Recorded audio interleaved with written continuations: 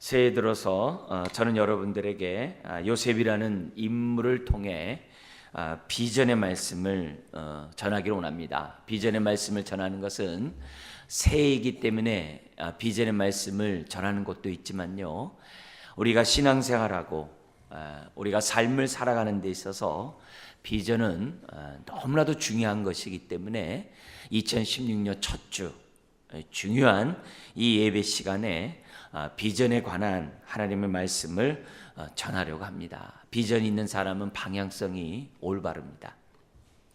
어떻게 살아가야 할지 분별력이 있고요, 또 그 일에 집중하게 되고 세월을 아끼는 인생이 되고 하나님의 뜻을 이루면서 하나님의 영광이 되는 인생이 되기 때문에 이 비전에 대해서 우리들이 다시 한번 짚고 넘어가는 것은 너무나도 중요합니다.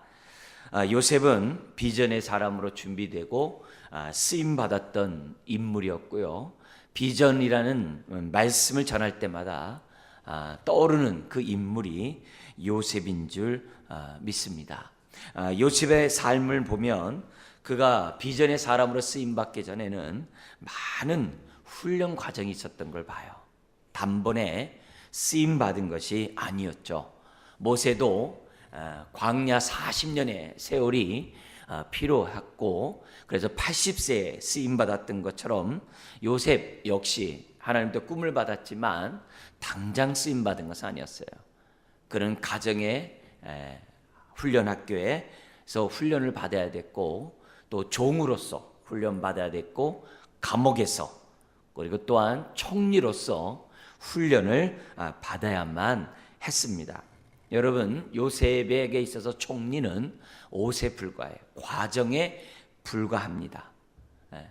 요셉이 총리가 되므로 이스라엘 백성의 아브라함을 이은 그 계보가 이어질 수 있는 그 역할을 하는 것이 요셉에게 있어서 중요한 사명이었기 때문에 그가 총리직을 걷는다는 것은 하나님 나라에 있어서 그렇게 중요하지 않습니다. 아브라함에게 이어 이삭, 이삭에 이어 야곱, 야곱에 이어서 요셉을 비롯한 그 12아들, 또 그 이후의 아들, 그 계보를 잇는 것이 믿음의 가정에서 중요한 것이지 세상에서 총리가 되는 거 그렇게 중요하지 않아요. 사실 또한 총리가 된 것도 훗날 이스라엘 백성이 가나안 정복에 있어서 필요한 인구 200만이라는 그 인구가 필요하기 위해서 하나님이 애굽이라는 그곳에서 이 이스라엘 민족을 키워가셨어요. 그런 하나님의 큰 구원의 역사에 요셉이 총리가 된 것은 하나의 과정에 불과하다는 것을 우리는 기억해야만 합니다. 세상적인 입장에서 보면은 요셉이 총리, 와, 성공했네, 그렇게 얘기하죠. 그러나 하나님 나라에서의 성공은 하나님의 뜻을 이뤄가는 게 성공이지 세상에서와 같은 총리직을 얻는 것이 성공이 아니에요. 아브라함의 계보를, 믿음의 계보를 이어가는 것이 인생의 성공인 것을 우리는 기억해야만 합니다. 그리고 또 엄밀히 얘기하면 요셉 또한 아브라함의 계보를 잇는, 특별히 유다를 통해서 하나님의 구원의 계보를 잇는 하나의 어떻게 돼요? 어떻게 보면 사이드 역할을 한 인물에 불과하다고도 말씀드릴 수 있어요. 이걸 보면은 혹시 요셉의 후손에서 메시아가 나지 않은 것 때문에 좀 실망하는 사람들도 있어요. 주로 어떤 사람이냐면 자기가 으뜸되기를 좋아하고 항상 최고만을 구하는 사람들에게 있어서는 아유, 내 자식에서 메시아가 나와야지, 그렇게 생각할 수 있어요. 그러나 유다 자손에게서 메시아가 나올 수 있도록 옆에서 정말 보조하고 협력하고 하나됨을 이루어가는 그것도 너무나도 중요한 사실을 우리는 잊어서는 안 됩니다. 그래서 축구에서도 골키퍼 뭐냐면 골 넣었다고 해가지고 그 혼자 잘 내면 안 되죠. 다 백도 있어야 되고 미드필드도 있어야 되고 옆에서 해주는 사람이 있을 때 그 사람이 골을 집어넣는 거죠. 그래서 함께 즐거워하는 그것, 우승 트로피를 들 때 막 다 즐거워하잖아요. 그런 것들, 그런 안목이 저와 여러분들에게 있어야만 한다는 거죠. 그래서 요셉의 일생을 보면서 하나님이 가정과 또 종노릇과 감옥과 총리직을 통해서 어떻게 다루어 가시며 그를 통해서 어떻게 하나님의 비전을 이뤄가고 있는지 우리가 요셉의 일생을 보면서 교훈을 삼고자 합니다. 오늘 우리가 읽었던 이 37장은 요셉이 어떤 과정에서 훈련받았는지 자랐는지를 보여주고 있는데요. 먼저 오늘 우리가 읽었던 이 말씀을 보면 요셉의 가족관계, 그 어린 시절을 엿보게 합니다. 여러분도 잘 알다시피 요셉의 가족관계는 참 복잡해요. 요셉의 엄마가 4사람이나 있지 않았습니까? 그리고 그 엄마로부터 태어난 그 자식들과의 관계는 참으로 미묘하게 짝이 없어요. 짝이 없습니다. 사실 야곱도 졸지에 원치 않게 레아와 결혼하게 됐죠. 원래는 라헬을 사랑해서 정말 7년을 하루와 같이 정말 열심히 일해가지고서 첫날 밤을 보냈는데 라헬이 아니라 레아였던 것을 여러분 잘 알죠? 자, 근데 하나님께서는 이 야곱의 그 자손의 축복을 주시는데 사랑하는 라헬을 통해서 자식을 얻었으면 참 좋았을 텐데 야곱의 입장에서 하나님은 그렇게 하지 않았어요. 하나님은 첫째 딸 레아를 통해서 아들을 6이나 줘요. 그리고 딸 하나를 줘요. 그리고 이 라헬이 자기가 자식을 못 낳는 걸 보자 자기 여종 비라를 줘요. 비라를 줘요. 나중에 르벤 큰아들과의 관계 때문에 문제가 됐던 여인인데요. 그러니까 또 거기에 대해서 어떻게 돼요? 레아가 또 여종을 줘가지고 자기 또 자식을 또 두 아들을 또 낳아요. 그리고 나서 레아가 또 거기서 뭐예요? 자식을 또 낳습니다. 이사갈과 이제 스불론을 낳게 되는데 이런 가운데 마지막 11번째로 누가 태어나게 되면 하나님께서 라헬을 불쌍히 여기셔서 태를 열어서 요셉과 베냐민이 태어나게 됩니다. 자, 근데 제가 아들을 이렇게 장황한 얘기를 했는데 이 아들 얘기를 하면서 실질적으로 지금 제가 여러분들 다 이렇게 소개를 못 드리지만 아들을 낳을 때마다 그 이름을 지은 게 있어요. 여러분, 이름은 그 사람, 그 가정의 부모의 결정체가 이름입니다. 그렇잖아요? 자식들 이름 줘보신 분들 알 거예요. 그 이름을 줄 때 그냥 툭 지지 않아요. 옛날에 우리 부모님들은 그냥 아들 낳기 위해서 여성분들에게 다 자자를 다 붙였어요. 그래서 저희 집안에 보면 여성들 보면 다 자자로 끝나. 뭐 경자, 충자 뭐 이러면서 다 자자로 끝나. 아들 낳기 위한 뭐 이렇게 막 옛날에 이렇게 하는지 모르지만은 그래도 어떻게 돼요? 이름을 질 때는요 최선을 다해서 그 자자지만 그 앞에 그 한자를 최선을 다해서 이름을 지려고 하는 것이 부모예요. 근데 이 뭐냐면 자기가 아들을 낳을 때마다 야곱이 이름을 짓는 게 아니에요. 엄마들이 다 이름을 짓는데 그 야곱의 이름을 질 때마다 이름이 참 마음이 아파요. 예를 들면 레아가 첫 아들 르벤을 낳으면서 뭐냐면은 보라 아들이라 이게 르벤이란 뜻이에요. 그러면서 그 앞에 무슨 말이냐면 여호와께서 나의 괴로움을 돌보셨으니 이제는 내 남편이 나를 사랑하리로다 하면서 르벤이야. 그러니까 얼마나 한이 있는 르벤입니까? 시몬을 낳았어요. 둘째 드르심이야. 이게 뭐냐면 여호와께서 내가 사랑받지 못함을 들으셨으므로 내게 아들을 줬다. 시므온. 이게 이름이 보통 투쟁의 이름이 아닐 수가 없어요. 레위 연합하며 이제는 내 남편이 나와 연합하리라. 뭐 그래요. 그 네 번째가 유다라는 것은 뭐냐면 찬송함이에요. 그들이 뭐냐면 이제는 내가 여호와를 찬송하리로다. 아니 자식 이름을 지면서 자기의 한을 갖다 이렇게 표현하고 있으니 이제 한풀이라고 그러잖아요. 이게 얼마나 웃겨요. 이게 나중에 볼 때 심지어는 라헬이 배가 아픈 거예요. 여동생이. 그래서 자기 여종 비라를 줘가지고 아들 낳는데 단이야. 단의 이름이 뭐냐면 억울함을 풀어주심이에요. 그래서 단이라 이름을 부를 때 뭐냐면 거기 뭐라고 써있냐면 하나님이 내 억울함을 푸시려고 내 호소를 들으사 내게 아들을 주셨다 하면서 다나. 참 이름이 납달리. 그리고 또 납달리를 쓴다. 내가 언니와 크게 경쟁하여 이겼다. 그래서 경쟁함의 이름이 납달리야. 여러분, 부모들이 레아와 라헬이 싸우니 그 자식들이 뭐가 되겠어요? 그리고 자식 간의 관계가 뭐가 되겠어요? 예? 있을 수가 없는 거죠.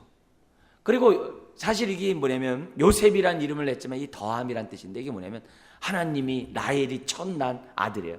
하나님이 나에게 더 많은 아들 주기를 원한다. 이게 요셉이에요. 참. 그러니까 이 레아와 라헬의 이 갈등 속에서 그 집안이 얼마나 알력이 크겠어요. 근데 라헬에게 태어난 아들은 11번째, 12번째예요. 그 형들은 주로 다 어디예요? 레아의 자손들이 6명이 형이 있으니 얼마나 막강하겠어요. 막강하겠어요. 그런 갈등 구조 속에 요셉이 태어났는데 이 요셉에게 또 야곱은 또 라헬을 너무 사랑한 나머지 라헬은 뭐냐면 베냐민을 낳고 죽었거든요. 낳다 죽었거든요. 그러니까 요셉을 볼 때마다 뭐냐면 자기 아내가 생각나는 거예요. 물론 요셉의 총명함도 있었겠지만 그래서 채색 옷을 입으면서 얼마나 사랑했는지 몰라요. 왜? 늦게 얻은 아들일수록 귀하잖아요. 그러니까 그 모습을 형들이 아주 싫어합니다. 심지어는 2절에 보면은 자기 형들이 일하면서 막 나태하고 게으른 모습 보면서 아버지의 고자질해. 그래서 형들이 4절에 보면 뭐냐면 야곱과 얘기하는 요셉과 얘기하는 것을 다 어떻게 돼요? 편하게 말할 수 없다는 거. 왜? 고자질하니까. 요셉에게 얘기하면 부모에게 그냥 갚버리거든요. 그런 관계예요. 더구나 요셉이 그런 형들 앞에서 5절에서 11절에 보면 2개 꿈 얘기를 해요. 단이 자기에게 절한다. 해와 달 이 모든 것들이 어떻게 돼요? 자기에게 절한다.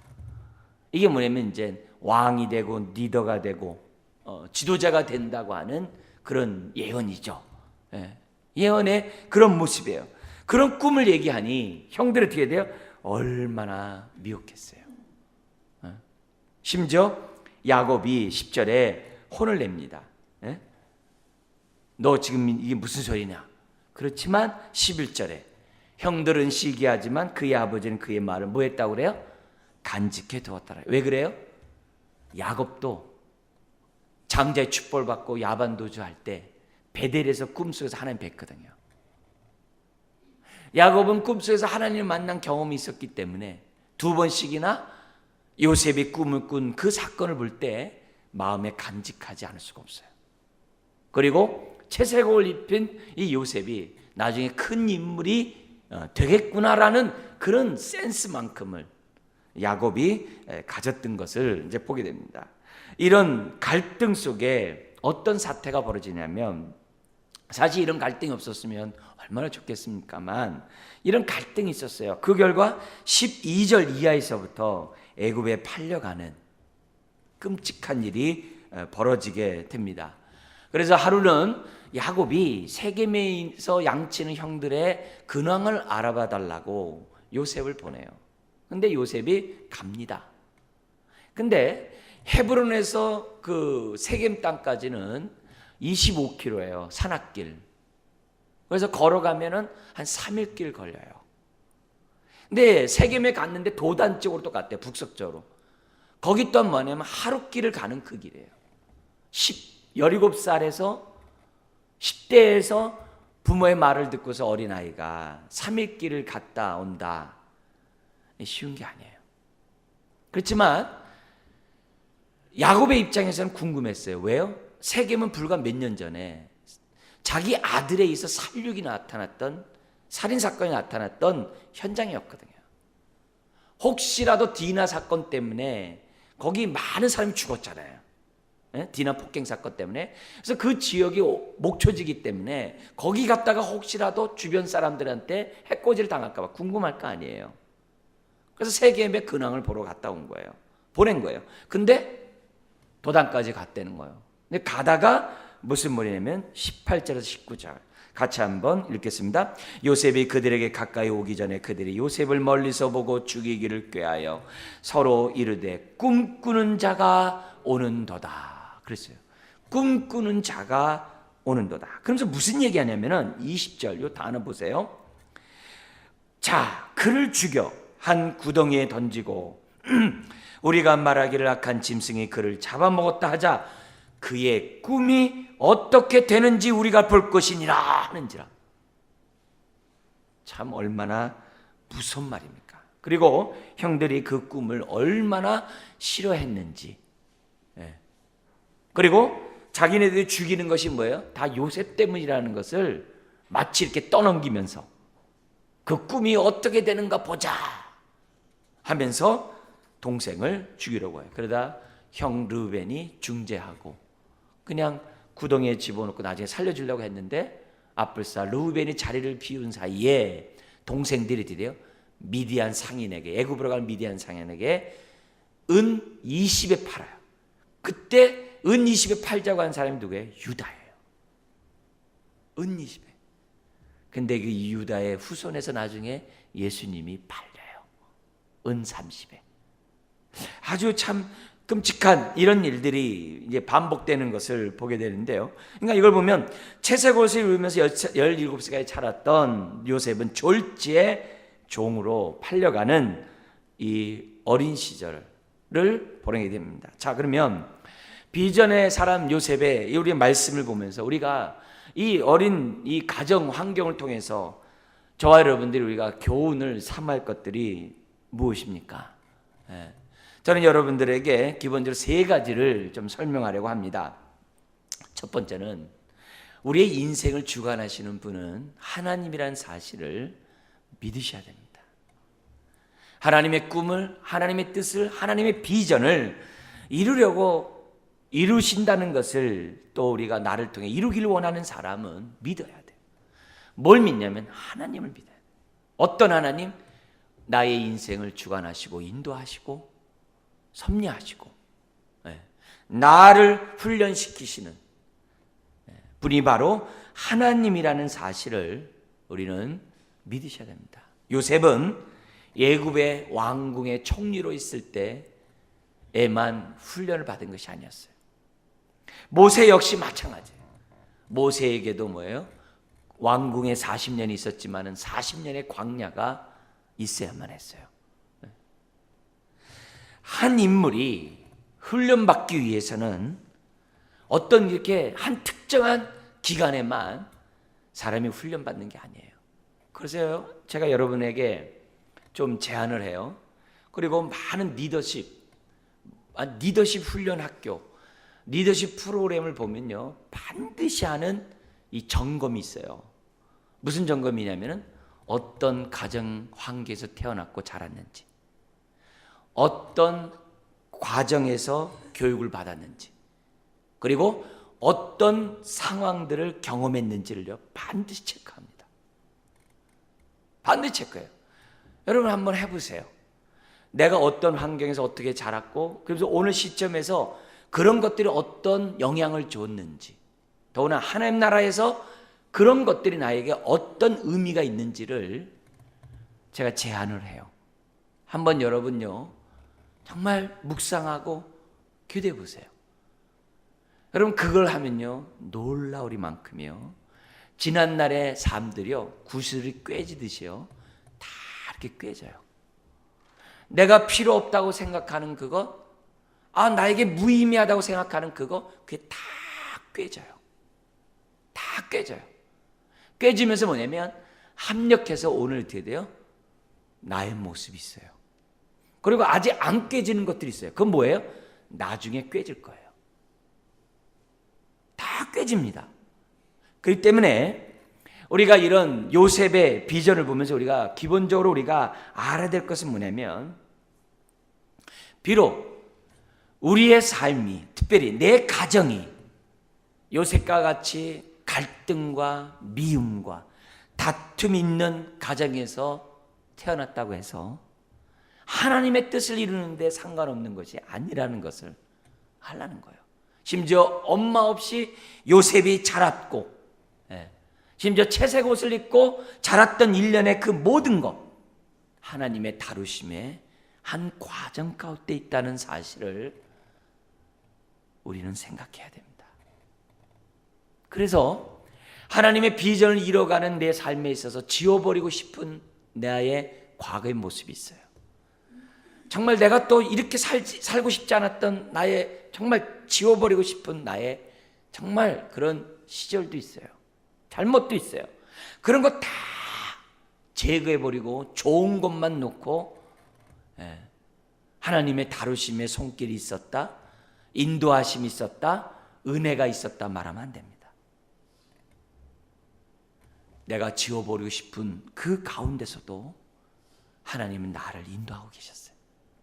내가 잘라버리고 싶은 그것을 통해서도 하나님은 나를 교육하고 계셨다는 거예요. 그래서 하나님은 한 인물을 정말 선택하셨을 때 부모의 모태에서부터 출발하세요. 그리고 그가 속해 있는 그런 환경을 통해서 하나님이 드디어 다 교훈하면서 가정에도 함께 하셨고, 종에도 함께 하셨고, 감옥에도 함께 하시고, 모든 상황 함께 하시는 가운데 다루어 가심을 우리는 비대한다는 거예요. 이걸 믿으면, 우리가 인생 수업에서 우리의 주관자가 하나님이라는 사실을 믿으면 내 가정이 어떠든지 해서, 하나님 내가 왜 이런 가정에서 태어났어요? 하나님 내가 왜 이런 부모 밑에서 자랐고, 내가 왜 이렇게 어린 시절 이렇게 여러 가지 어려움 가운데 왜 살았어요? 여러분, 그런 말 하지 못합니다. 은혜를 받고 보면 그 모든 것이 나를 다루시는 하나님의 섭리 가운데 다 있다는 것을 지금 우리는 나중에, 만약 구슬이 꿰지지 않았다고 한다면 나중에 깨달을 수 있다는 사실을 잊어서는 안 돼요. 여러분, 요셉같이 어떻게 보면 불안하고 불우한 가운데 자란 사람도 사실 드뭅니다. 그러나 꿈을 꾸면 새로운 인생이 됩니다. 하나님의 뜻을, 나를 향한 뜻을 발견하면 새로운 인생이 됩니다. 무디라는 아주 유명한 부흥사 있죠. 미국을 또 영국을 완전히 변화시켰던 놀라운 부흥사 무디가 있어요. 근데 그분의 직업은 학교도 문 앞도 가지 못했고 직업은 구두수성경이었다고 그래요. 도저히 하나님의 뜻을 이룰 수 있는 환경과 여건이 없었대요. 근데 꿈이 들어가자, 나를 향한 하나님의 뜻을 깨닫자, 무디는 하나님 앞에 귀하게 쓰임받았던 걸 봐요. 다윗 막내 목동이었어요. 사무엘의 잔치에도 참여받지 못한 막내 목동이었어요. 그러나 하나님은 그 다윗을 사용하셨어요. 아모스 뽕나무를 치는 농사꾼이었어요. 그러나 하나님의 비전이 들어가자 새로운 사람이 되었다는 거예요. 그러므로 우리가 요셉과 같은 비전의 사람이 되기 위해서 우리가 배워야 될 것은 다른 것이 아닙니다. 나의 환경에 눌리지 말자는 거예요. 나의 환경에 얽매이지 말자 이게. 즉, 내 환경이 어렵다고 꿈을 포기하거나 하나님이 나를 통해 일하실 수 없다라고 정말 좌절하는 그런 인생이 되지 말라는 거예요. 내가 아무리 약하고 부족하다 할지라도 주님 안에 있는 모든 사람은 존귀한 자인 줄 믿습니다. 그래서 저와 여러분들은 드디어 하나님 앞에서 기도해야 돼요. 나를 향한 하나님의 부르심이 뭔가, 부르신 뜻이 뭔가, 나를 향해서 이루시고자 하는 하나님의 뜻이 무엇인지 알고자 우리는 몸부림쳐야 돼요. 몸부림쳐야 돼요. 나를 향한 하나님의 뜻이 뭡니까? 비록 내가 단번에 확실히 그것을 알지 못한다 할지라도 기도해야 돼요. 주님, 알게 해주세요. 그것이 끊임없이 가야 되겠죠. 때로는 모세같이 자기 육신의 힘으로 이스라엘을 독립하려고 애굽 사람을 때려 죽일 수도 있어요. 그러다가 광야에 40년간 생활하면서 이젠 나는 다 끝난 늙은이구나 라고 스스로 다 내려놓을 수도 있어요. 그렇지만 하나님 손에 붙잡힌 바 되면 80에서도 하나님의 뜻을 이루는 사람이 될 수 있었던 거죠. 요셉 마찬가지입니다. 그의 정말 어떻게 보면 17살서부터 30세까지 13년의 삶은 너무너무 힘든 삶이었어요. 내 자신이 꿈꾼 것이 무슨 의미가 있냐, 개꿈이 아닌가라고 생각하는 13년. 성경에서 나온 숫자 가운데 13은요 절망의 숫자들이에요. 네? 정말 이 13년이라는 세월은 굉장히 힘든 세월을 표현할 때 13이라는 표현을 많이 씁니다. 근데 이게 어쨌든 그 과정은 요셉의 꿈을 잊어버리기에 충분한 아주 힘든 삶이었어요. 그렇지만 있을 수 없는 그 상황에서 총리가 되어 이 꿈이 성취되는 그런 은혜를 덧입었던 것을 보게 돼요. 느헤미야라는 사람 술관원이에요. 자기가 술관원이라는 사실에 얼마나 유대인으로서 힘들었겠어요. 그렇지만 이때를 위함이었고 느헤미야를 통해서 성벽 재건에 쓰임받기 위하여 바로 그때 그는 술관원이 되었던 거예요. 그가 그 자리에 올라가까지 얼마나 많은 갈등이 있었겠어요. 느헤미야가. 그렇지만 이때를 위해서 하나님이 나를 술관원이 되겠구나 하면서 쓰임을 받았던 것을 보게 됩니다. 그러므로 우리가 비전의 사람이 되기 위해서는 다른 것이 아닙니다. 우리의 인생 수업의 주관자는 바로 우리 하나님이라는 사실을 믿으셔야 돼요. 그리고 내가 기억하기 좋은 환경에서만 주의 음성 들으려고 하지 말고 내가 지워버리고 싶은 과거의 삶 속에서도 나를 향해 말씀하시는 주의 뜻들을 헤아려 보셔야 돼요. 심지어 내가 불순종하고 잘못한 그 과정 속에서도 나를 다루시고 인도하시는 손길을 봐야 한다는 것을 첫 번째로 우리는 요셉의 말씀을 시작하면서 배워야만 한다는 겁니다. 두 번째는 요셉의 이런 어린 시절의 모습을 보면서 우리들이 가져야 될 교훈이 뭐냐면 우리는 요셉처럼 꿈꾸는 사람이 되어야 한다는 거예요. 꿈을 꾸는 사람. 우리가 왜 정말 송구영신 예배, 신년 우리 일일 부흥회 또 이처럼 모여가지고 주일날 예배하면서 왜 하나님 말씀에 듣습니까? 나를 향한 하나님의 뜻을 듣기 위하여. 우리가 왜 주야로 주의 말씀을 묵상해야 됩니까? 나를 향한 하나님의 뜻이 무엇인지 알기 위해서. 묵상하면서 오늘 내가 어떻게 살아야 하는지 그 차원이 아니죠. 묵상하면 할수록 정말 단편지로 할 때는 오늘 이렇게 살아야 되겠다. 그 정도 되겠죠. 아니면 또 앞으로 이렇게 살아야 되겠다. 그 정도로 끝나겠죠. 그러나 더 깊은 묵상을 하면 나를 위해 나를 통하여 하나님이 이루시고자 하는 뜻들이 이런 거구나. 하루하루 묵상 가운데 나를 향한 하나님의 계획과 뜻들을 분별해 나갈 수가 있다는 거죠. 여러분, 하나님은 반드시 먼저 꿈을 먼저 주세요. 요셉의 삶이 그랬고 빌립보서 2장 14절에 있는 것처럼 하나님의 일을 하기 전에는 먼저 꿈을 준다 그랬어요. 꿈을 주고 그것을 인도하세요. 그렇기 때문에 우리는 묵상하고 기도하면서 나를 향한 하나님의 비전이 뭔지를, 뜻이 뭔지를 우리는 분별해야만 한다는 거죠. 요셉은 어린 나이에 이 꿈을 꿨지만 그 꿈을 아마 감당하지 못했던 것 같아요. 왜요? 그러니까 자랑했겠죠. 그리고 어린 시절 꿈을 받았지만 그 꿈이 어떻게 이루어질지는 요셉은 그림이 없었어요. 총리가 되겠다는 그림은 없었어요. 당연히 없죠. 목동인데. 그냥 한 집안의 목동인데. 없겠죠. 그건 그림이 없어요. 설마 자신이 형들의 미움을 받아서 애굽으로 팔려가는 걸 통하여 하나님의 뜻을 이룰지 요셉은 전혀 몰랐어요. 종으로 팔려가는 그 순간 원망만 했겠죠. 감옥에 갇혀 있는 그 순간 불평만 했겠죠. 그렇지만 하나님이 그걸 통해서 자기를 다루시고 있다는 것을 생각조차 못했어요. 생각지 못했어요. 그렇습니다. 하나님이 우리에게 주신 그 뜻을 사실 우리는 처음부터 잘 알지 못해요. 내가 막연하게 처음 알아요. 주님, 내가 은혜를 받았는데 내가 먼저 그 나라 그 일을 구하는 인생 되게 원합니다. 하나님의 구원에는 사명이 포함되어 있고 하나님의 구원에는 정말 은사가 포함되어 있다는데, 하나님, 내가 그 은사를 통해 주의 뜻을 이루기 원해요. 하나님, 내가 무엇을 통해서 구체적으로 하나님을 위해서 내가 살지 모르지만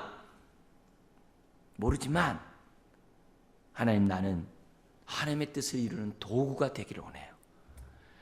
하나님의 뜻을 이루는 기쁨의 사람이 되기를 원해요. 이 기도는 우리가 해야 한다는 거예요. 이거는 뭐 꿈은 뭐 젊었을 때만, 아니에요. 젊었을 때만 꿈꾸는 게 아닙니다. 성경의 역사를 보면 하나님의 은혜를 받는 순간 사람은 꿈을 꾸게 돼 있어요. 80의 은혜를 받으면요 80의 꿈을 꿉니다. 90의 은혜를 받으면요 90의 꿈을 꾸게 돼 있어요. 꿈을 꾸게 돼 있어요. 다른 게 아니에요. 뭐 요즘에 유행하는 그 뽕짝 트로트 노래 있더라. 전해라. 뭐 메시에 오라 그러면 내가 뭐 하고 가겠다. 뭐 이렇게 얘기하면서 많이 해요. 근데 그 뽕짝의 뭐예요? 핵심 뭐예요? 이 땅에 더 살겠다는 거죠. 이 땅에서 극락 왕생하겠다는 거예요. 자기네는. 그런 얘기 하는 게 아니죠. 우리의 꿈은 나를 구원하신 하나님의 그 뜻을 이루는 것이 우리의 꿈이에요. 그래서 우리가 내가 정말 하나님의 정말 뜻을 이루는 사람이라고 한다면 우리는 어떻게 해요? 요셉처럼 꿈을 붙잡는 인생이 되어야만 한다는 거예요. 사실 형들은요, 이 꿈을 이루는 도구에 불과한 거예요. 형들은 요셉의 생명이 자신들의 손에 있다라고 착각을 했어요. 아니에요. 그 일련의 모든 과정, 하나님의 섭리 가운데 있었다는 것을 성경 우리들에게 가르쳐줘요. 여러분, 참새 한 마리도 하나님이 허락하지 않으면 땅에 떨어지지 않는다 그랬어요. 오늘 정말 요셉이 종으로 팔려가는 그거 허락하지 않으면 안 돼요. 그래서 보디발의 노예로 들어간 거 아닙니까? 하나님의 섭리인 거죠. 살다 보니까 하나님의 뜻이 있었네. 그때는 못 깨달을 수 있어요. 살다 보니까 하나님이 뭔가 있네. 이렇게 알아가는 것이 우리들이지만 우리는 어떻게 돼요? 꿈을 꾸는 사람이 돼야 돼요. 꿈꾸는 사람이 될 때 우리는 정말 하나님의 뜻을 이룰 수 있는 주의 종들이 된다는 거예요. 만약에 야곱의 후손이 애굽 땅에 내려가지 않으면요 200만의 민족을 이룰 수가 없어요. 그 많은 사람이 먹을 땅이 가나안 땅에는 없습니다. 그리고 200만이 될 때까지 블레셋이나 주변 나라를 가만두지 않습니다. 이 한 민족을 이룰 수가 없어요. 블레셋이 가만둘 수가 없어요. 옆에 그 나라들이 가만두지 않습니다. 그럼 200만이 민족을 이루고 200만이 한 그 인원이 구성할 때면요 고센 땅과 같은 아주 목초지가 있어야 돼요. 그것도 되게 애굽 사람이 제일 싫어하는 게 목동이에요. 그래서 거기 아주 천민이기 때문에 쳐다보도 안 해요. 그렇게 막 내버려 둬야지만 거기서 어떻게 돼요? 200만이 생기는 거예요. 그리고 때가 되면 어떻게 돼요? 가나안 땅에 들어오도록 하나님의 큰 그림 속에서 하나님이 지금 뭐예요? 다 이루어가고 있는 거예요. 그래서 모든 것들, 모든 퍼즐이 맞춰지기까지는 잘 모를 수 있지만 우리는 어떻게 돼요? 꿈꾸는 자들이 돼야 돼요. 하나님, 주님, 내가 꿈꾸는 자들이 되기 원합니다. 먼저 그 나라 그 일을 구하는 인생이 되고 싶은데 어떤 것을 통하여 그 나라 그 의를 구하는지 저에게 깨닫게 하시고 하나님의 뜻을 이루어 가고자 몸부림치게 하여 주시옵소서. 세 번째 우리들이 이 규절에서 우리가 교훈을 받아야 될 것이 뭐냐면, 어린이집에서 받아야 될 게 뭐냐면, 내 삶이 어떠하든지 최선을 다해야 한다는 것을 우리는 배워야만 합니다. 종으로 팔려가면서 요셉은 생각할 겁니다. 나의 꿈은 뭐지? 모세가 광야로 쫓겨나가면서 40년간 생활하면서 나의 꿈은 뭐지? 아마 생각했을 겁니다. 어쩌면 요셉은 하나님에 대해서 혼란스러웠을 거예요. 왜요? 그도 우리처럼 손에 잡히는 것이 있어야 하니까. 우리도 손에 뭔가 잡혔을 때 소망이 있잖아요. 소망이 있잖아요. 원종수 그 감리교 그 사람이 있어요. 원종수라는 그 암 의사가 있어요. 미국에서 있는 사람인데 아주 유명한 암 전문이래요. 근데 이 사람이 고등학교 2학년 때까지는 저 끝에 있었답니다. 성적이 저 끝에 있었어요. 그래서 저 끝에 있어가지고 그 집안에 그 누구도 뭐에 관심을 갖지 않았대요. 근데 고등학교 2학년 때 은혜를 받았어요. 은혜를 딱 받는 순간에 눈이 열리게 됐대요. 눈이 열리면서 뭐예요? 공부가 되더래요. 그래가지고 한 번만 보면요 다 외웠대요. 그래가지고 졸업할 때는 그 대전의 그 고등학교 유명하답니다. 1등을 해서 졸업했대요. 근데 서울대 의대를 갔는데 수학은 단기간에 되는 게 아니잖아요. 외워서 되는 게 아니잖아요. 그래서 수학 하나 밑바닥이고 나머지는 뭐 다 뭐 100점이 돼가지고서 서울대 의대를 꼴찌로 겨우 들어갔대요. 근데 졸업할 때는 1등으로 졸업해가지고 모든 혜택을 다 보게 됐대요. 아니 우리는 공부 잘한다 그러면 어떻게 돼요? 벌써 초등학교 들어가기 전서부터 뭐 줄줄줄 하고 뭐 하면 야, 쟤 뭐 되겠네 뭐 이렇게 할 거 아니에요. 그렇지만 하나님의 은혜를 받으면 그 인생이 어떻게 되는지 몰라요. 지금도 이스라엘이 존경하는 그 랍비 가운데 최고의 이 하킴 무슨 랍비가 있대요. 근데 그 랍비를 사람들이 되게 부러워한대요. 지금 유대인들이. 왜 그러니까 그 사람은요 나이가 먹을 때까지 문 앞에까지 학교 문턱에도 안 가봤대요. 근데 그 사람이 나이가 먹어서 묵상하면서 토라를 묵상하면서 유대인이 존경하는 가장 존경하는 랍비가 됐대. 그럼 몰라요. 어쨌든 지금 여기서 제가 여러분이 말씀드리고 싶은 건 뭐냐면 우리는 떡잎부터 안다 이런 표현을 쓰는데 조심하자 이게요. 뭔가 손에 잡힌 것이 있어야 뭔가 될 거라고 생각하지 말자 이게요. 요셉의 삶을 보면 그런 게 없어요. 그렇지만 요셉에게서 우리가 볼 수 있는 것이 뭐냐면 그는 최선을 다했다는 거예요. 최선을 다했다는 거예요. 한 예로 보면은 요셉이 보디발의 집에 가가지고 일한 거 보면요 눈에 띄었어요. 보디발은요 그 당시 어마어마한 권력을 갖고 있는 군대 장관이거든요. 거기에 종이 된다. 많은 종이 있었다는 거예요. 근데 거기서 뭐예요? 집안의 일을 하는 종이 된다. 뛰어났다는 거거든요. 아주 탁월했다는 것을 뭐냐면 증명해요. 감옥에서도 보세요. 요셉이 한 것은 사람들이 확인도 안 하고 다 인정했다 그랬잖아요. 아주 탁월했다. 그게 뭐예요? 18살에서 30세 13년 동안 있었던 그 일들이에요. 근데 이 모든 일이 여기에서만 있었을까요? 아니에요. 그걸 우리가 배워야 돼요. 요셉의 어린 시절에서요 17년이 되는 17살 되는 그때까지 이미 어떻게 돼요? 그런 훈련들을 이미 다 받은 거예요.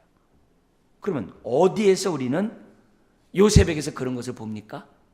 보디발에서 탁월하고 감옥에서 탁월했던 그것을 어디서 우리가 볼 수 있겠습니까? 우리는 요셉에 대해서 이렇게 고자질하고 막 이렇게 채색업을 입어가지고 또 뭐 꿈 얘기하는 이 교만한 이런 쪽으로만 요셉의 부정적인 데서만 딱 끝나는 게 있어요. 그러나 부정적인 측면만 있는 게 아니라 긍정적인 요셉의 측면도 있다는 거예요. 그게 뭐냐? 요셉은 지금 뭐냐면 앞에 1절에서 2절부터 4절에 있는 것처럼 특별히 2절에 보면 자기 형들의 잘못을 아버지에게 얘기했다 그랬어요. 근데 그 형들이 어떤 형이냐면 레아의 6 아들의 형의 잘못을 얘기한 게 아니라 2절에 보면 여종의 형들 4명이겠죠.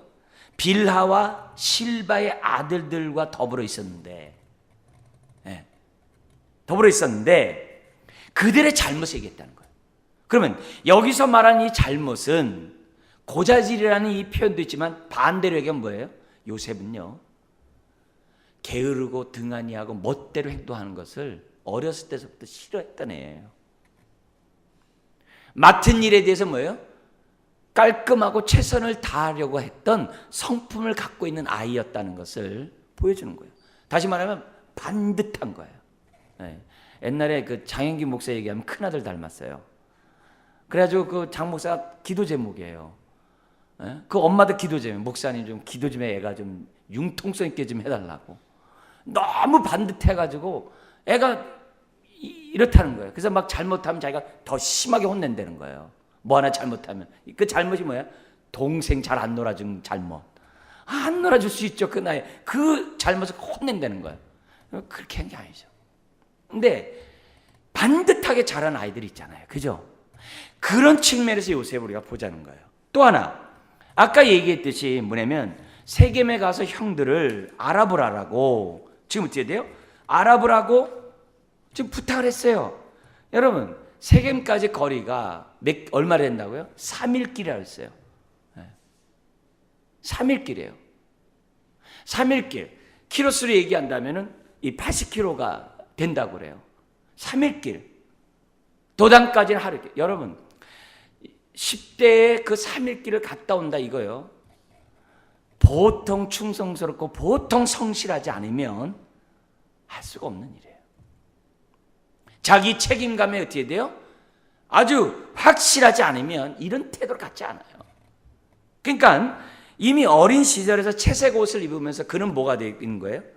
그 집안 살림을 볼 수 있는 눈과 함께, 그리고 집안일을 꾸려나가는, 그러니까 아버지의 대리자죠. 대리자로서의 어떤 그런 훈련과 함께, 그 눈이 훈련이죠.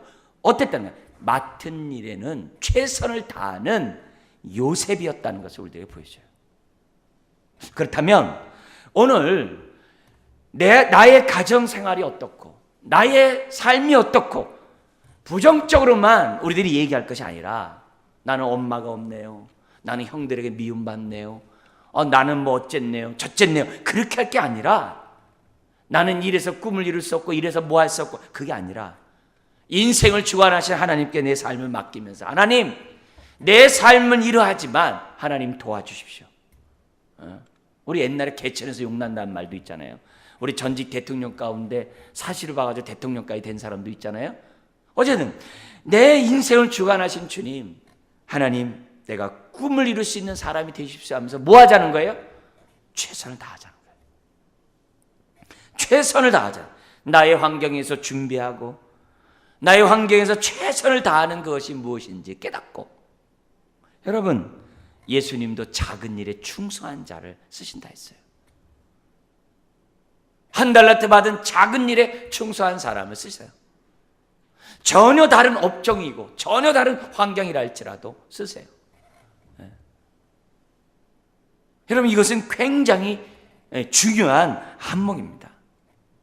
여러분, 동시에 우리가 알아야 할 것은 뭐냐면, 요셉이 이렇게 최선을 다할 수 있었던 것은요, 그가 채색 옷을 입은 것도 있지만 꿈꾸는 사람이었기 때문에 최선을 다했다라고 말씀드릴 수 있어요. 여러분, 그런 의미에서 꿈은 굉장히 중요해요. 한 자료에 보면 이게 있습니다. 예일대학교 출신 사람들에게 1953년에 통계를 냈답니다. 졸업하면서 당신의 인생의 목표와 계획이 뭡니까? 근데 3%만 써냈대요. 3%만 졸업한 예일대학교 출신이 썼답니다. 그리고 20년 뒤에 그때 졸업한 사람들 다시 조사를 했답니다. 그러자 목표와 계획을 쓴 3%만 행복한 삶을 살았고, 나머지는 어떻게 돼요? 만족도가 완전히 떨어졌다고 그래요. 그리고 재정적인 측면에서도 이 3%가 나머지 97%에 다 더한 재정보다 더 많은 돈을 갖고 있었다고 그래요.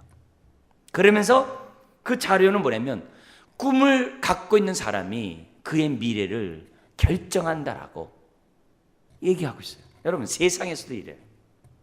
그러면 하나님 앞에서 하나님의 뜻을 이루고자 정말 마음에 결심하고 새 일을 진학하고 마음에 결심하고 살아간다고 한다면 우리 인생이 얼마나 더 복되고 행복한 인생이 되겠냐. 그래서 이걸 보고 하버드 대학에서도 조사를 했답니다. MBA를 졸업한 사람들 1979년도에 졸업을 했는데 그때도 13%만 계획을 얘기하더래요. 이 통계가 있나 봐요. 그리고 13%는 머릿속에만 갖고 있었대요. 그리고 나머지는 MBA 끝났으니까 빨리 여행이나 가고 놀자 막 이럴 때 하는 거야, 졸업날. 근데 10년 후에 조사를 해봤대요. 근데요, 그 3%가 어떻게 되냐면 나머지 97%의 갖고 있는 연봉의 10배를 받고 있었다. 하버드에서도 했다는 거죠. 이게 온갖 기관에서 우리나라에서도 이 부분들을 조사를 하고 그랬대요. 우리 기독교에서 우리 리더십에 그 존 맥스웰이라는 사람이 있어요. 이 사람이